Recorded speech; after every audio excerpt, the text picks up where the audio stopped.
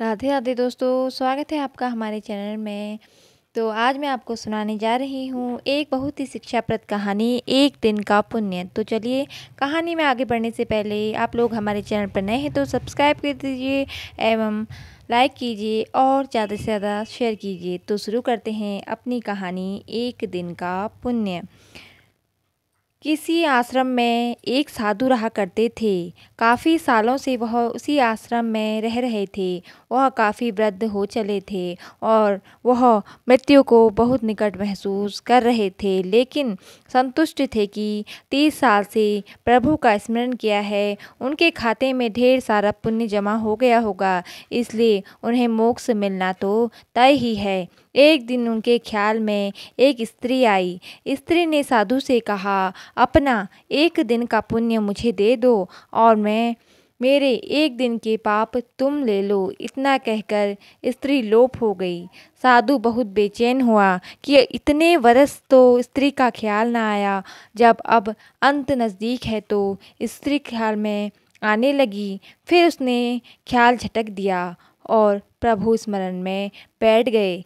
स्त्री फिर से ख्याल में आई। उसने फिर से कहा कि एक दिन का पुण्य मुझे दे दो और मेरा एक दिन का पाप तुम ले लो। इस बार साधु ने स्त्री को पहचानने की कोशिश की, लेकिन स्त्री का चेहरा बहुत धुंधला था, साधु से पहचाना नहीं गया। साधु अब चिंतित हो उठे कि एक दिन का पुण्य लेकर यह स्त्री क्या करेगी। हो न हो ये स्त्री कष्ट में है। लेकिन गुरुजी ने कहा कि अपने पुण्य कभी किसी को नहीं देना। अपने पुण्य ही आपकी असली पूंजी है, यह किसी को कभी नहीं देना चाहिए और मुश्किल से ही पुण्यों की कमाई होती है। यह भी दे बैठोगे तो मोक्ष तो हाथ से चला ही गया। हो न हो ये मोक्ष से हटाने की कोई साजिश है। साधु ने अपने गुरु के आगे अपनी चिंता जाहिर की। गुरु ने साधु को डांटा, मेरी शिक्षा का कोई असर नहीं तुझ पर। पुण्य किसी को नहीं देने होते, यही आपकी असली कमाई है। साधु ने गुरुजी को सत्य वचन कहा और फिर से प्रभु सुमिरन में बैठ गया। स्त्री फिर से ख्याल में आ गई और बोली, तुम्हारा गुरु अपूर्ण है, उसे ज्ञान ही नहीं है। तुम तो आसक्ति छोड़ने का दम भरते हो। बीबी बच्चे दीन दुनिया छोड़कर तुम इस अभिमान में हो कि तुमने आसक्ति छोड़ दी है। तुम्हारे गुरु ने आसक्ति को और जोर से पकड़ लिया है। किसी ज़रूरतमंद की मदद तक का चरित्र नहीं रहा तुम लोगों का। साधु बहुत परेशान हो गया और फिर वह गुरु के पास गया। स्त्री की बात उसने गुरु को बताई। गुरु ने फिर साधु को डांटा। गुरु पर संदेह करवा कर वह तुम्हें पाप में धकेल रही है। जरूर कोई बुरी आत्मा तुम्हारे पीछे पड़ गई है। साधु अब वह कहाँ जाए। वह वापस लौट आया और फिर से प्रभु सुमिरन में बैठ गया। स्त्री फिर ख्याल में आई। उसने फिर कहा, इतने साल तक अध्यात्म में रहकर तुम गुलाम भी बन गए हो। इतने साल के अध्ययन में तुम्हारा स्वतंत्र मत तक नहीं बन पाया है। गुरु के सीमित ज्ञान में उलझ कर रह गए हो।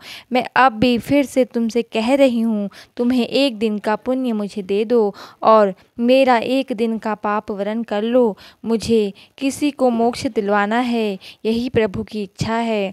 साधु को अपनी अल्पज्ञता पर बहुत ग्लानि हुई। संत मत कहता है कि पुण्य किसी को मत दो और धर्म कहता है जरूरतमंद की मदद करो। यहाँ तो फंस गया। गुरु भी कोई राह नहीं दे रहे, लेकिन स्त्री मोक्ष किसको दिलवाना चाहती है। साधु को एक युक्ति सूझी। वह कोई राह न दिखे तो प्रभु से तार जोड़ो, प्रभु से राह जानो, प्रभु से ही पूछ लो कि उसकी क्या रजा है। उसने प्रभु से उपाय पूछा। आकाशवाणी हुई, वाणी ने पूछा, पहले तो तुम ही बताओ कि तुम कौन से पुण्य पर इतरा रहे हो। साधु बोला, मैंने 30 साल प्रभु सुमिरन किया है। 30 साल से मैं भिक्षा पर रहा हूँ, कुछ संचय नहीं किया, त्याग को ही जीवन माना है। पत्नी बच्चे सब त्याग दिया। वाणी ने कहा, तुमने 30 वर्ष कोई उपयोगी काम नहीं किया, कोई रचनात्मक कार्य नहीं किया, दूसरों को कमाया और बनाया हुआ खाया। राम राम, ओम नमः शिवाय, जय माता की जपने से पुण्य कैसे इकट्ठा होते हैं मुझे तो नहीं पता। तुम डॉलर डॉलर रुपया रुपया जपते रहो तो क्या तुम्हारा बैंक खाता भर जाएगा? तुम्हारे खाते में शून्य पुण्य है। साधु बहुत हैरान हुआ, बहुत सदमे में आ गया, लेकिन हिम्मत करके उसने प्रभु से पूछा, फिर वह स्त्री पुण्य क्यों मांग रही है? प्रभु ने कहा, क्या तुम जानते हो वह स्त्री कौन है? साधु ने कहा, नहीं जानता, लेकिन जानना चाहता हूँ। प्रभु ने कहा, वह तुम्हारी धर्मपत्नी है, जिसे पाप का संसार वह छोड़ आया है। कुछ पता है क्या क्या करती है? साधु की आंखें फटने लगी। उसने कहा, नहीं प्रभु, उसके बारे में मैं कुछ नहीं जानता। प्रभु ने कहा, तो सुनो, जब तुम घर से चुपचाप निकल कर आए थे तब वह कई दिन तुम्हारे इंतजार में रोई। फिर एक दिन संचय खत्म हो गया और बच्चों की भूख ने उसे तुम्हारे गम पोंछ डालने पर विवश कर दिया। उसने आंसू पोंछ दिए और नौकरी के लिए जगह जगह भटकती रही। वह इतनी पढ़ी लिखी नहीं थी, तुम बीच राह में उसे छोड़ गए थे। उसे काम मिल नहीं रहा था, इसलिए उसने एक कुष्ठ आश्रम में नौकरी कर ली। वह हर रोज़ खुद की बीमारी से बचाती उन लोगों की सेवा करती रही जिन्हें लोग वहाँ त्याग कर जाते हैं। वह खुद को आप ही पापिन कहती है कि इसलिए उसका पति उसे छोड़कर चला गया। प्रभु ने आगे कहा, वह बेचैन है तुम्हारे लिए। उसे बहुत दिनों से आभास होने लगा है कि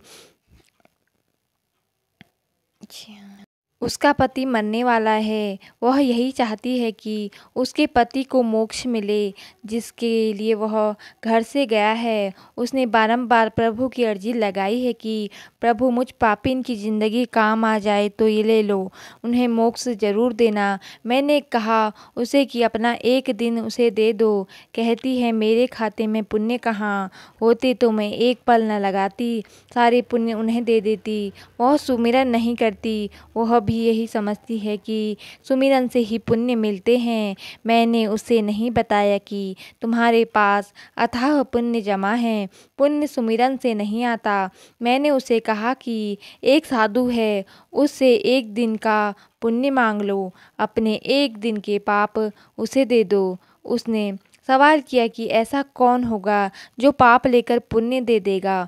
मैंने उसे आश्वस्त किया कि साधु लोग ऐसे ही होते हैं और वह औरत अपने पुण्य तुम्हें दे रही है और तुम न जाने कौन से हिसाब किताब में पड़ गए। तुम तो साधु भी ठीक से नहीं बन पाए। तुमने कभी नहीं सोचा कि पत्नी और बच्चे कैसे होंगे, लेकिन पत्नी आज भी बेचैन है कि तुम लक्ष्य को प्राप्त हो या नहीं। तुम्हारी पत्नी को कुष्ठ रोग है, वह खुद की मृत्युशैया पर है, लेकिन तुम्हारे लिए मोक्ष चाह रही है। तुम सिर्फ अपने मोक्ष के लिए 30 वर्ष से हिसाब किताब में पड़े हो। साधु के बदन पर पसीने की बूंदें बहने लगी, सांस तेज हो गई। साधु हड़बड़ा कर उठा और बोला, उसके माथे पर पसीना बह रहा था। उसने बाहर झांक कर देखा, सुबह होने को थी। उसने जल्दी से अपना झोला बांधा और गुरुजी के सामने खड़ा हुआ। गुरुजी ने पूछा, आज इतने जल्दी भिक्षा पर? साधु बोला, घर जा रहा हूँ। गुरुजी बोले, अब घर क्या करने जा रहे हो? साधु बोला, धर्म सीखने। धर्म केवल वह नहीं है कि मंदिरों में घंटी बजाएं, घंटों पूजा करें, मस्जिदों में जाकर नमाज पढ़ें, गिरजाघरों में जाकर प्रार्थना करें, गुरु ग्रंथ साहब के यहाँ जाकर पाठ करें। ये सब तो धर्म से जोड़ने और सीखने के केंद्र हैं। असली धर्म तो वह है कि किसी भूखे को खाना खिलाएं, किसी अंधे को सड़क पार कराएं, किसी ज़रूरतमंद की सहायता करें, किसी बीमार असहाय का इलाज कराएं, किसी छात्र को पढ़ाने की सहायता करें। यही असली धर्म है, यही असली पुण्य है। पूजा पाठ दिखावा करने से आपके पुण्य नहीं बढ़ेंगे। किसी की सच्ची मदद करेंगे तभी आपकी वास्तविक पुण्य का खाता बढ़ेगा। दोस्तों, अगर आपको हमारी कहानी पसंद आई तो हमारी इस वीडियो को लाइक करके चैनल को सब्सक्राइब कर दीजिए और ऐसी ही कहानियाँ आगे भी सुनते रहिए। धन्यवाद। जय माता दी।